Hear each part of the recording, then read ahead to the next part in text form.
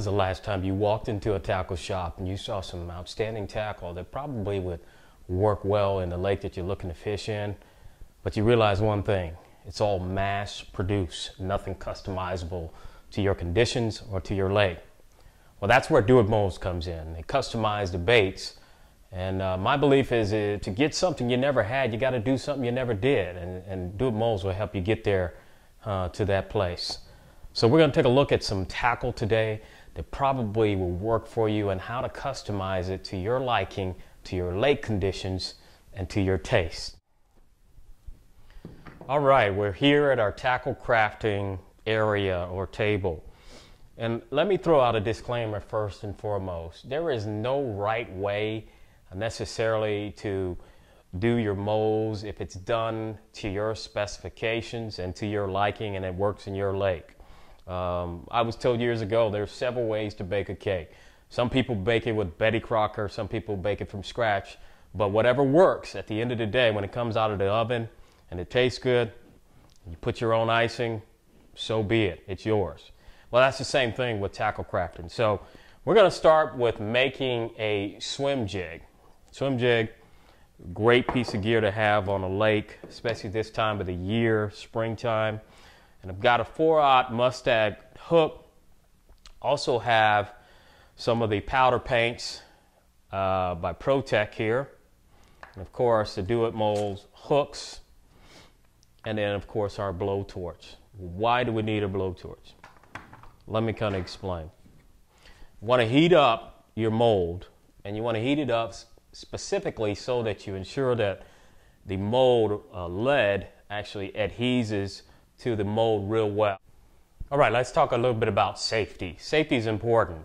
As you can see, I have my safety glasses here, not necessarily prescription like I need. And then of course, some people wear gloves. This particular instance, I am not, just so you can see exactly what I'm doing and make it a little easier for me to apply all the necessary steps in the process. So I'm going to take my mustad hook,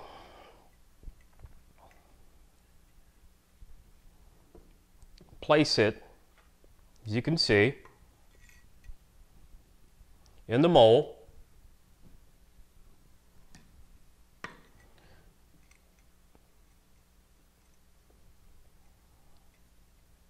Then I have a little piece of metal that you put in place of your weed guard if you prefer not to put the weed guard or apply the weed guard initially to your jig.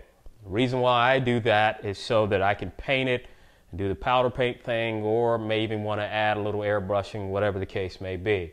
So it's whatever is to your taste or to your liking. Again, several ways to bake a cake, and whatever works for you works great. Once your lead has melted down to its maximum potential, you want to take your mold, making sure that everything is tightly inside the mold here. You're going to pour your lead into the mold. Not much. Sit it down. I'd say at the minute at the most, you should have a finished jig or whatever piece of material you are pouring. The mold has been poured. It's cooled off. I'm going to open my mold here. As you can see, I let it cool off a little bit longer since I'm not wearing gloves. I'm going to pull it out, take the pliers, and as you can see, there's a little piece hanging off. I'm just going to cut this as close as possible. And there you have your finished jig or swim jig without the weed guard. Now we've completed our mold. Now we want to paint it. What do you do next? Get that same torch that you have over here. You want to keep it away from your fingers. This time I put on gloves. Heat it for a second. You're going to take it, stick it in the black powder paint, shake it around a little bit,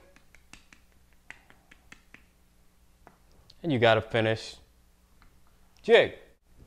Now we've also expedited the process, and we have our finished black jig, this time with the weed guard. So all you would need to do is put on your favorite skirt, slide it on,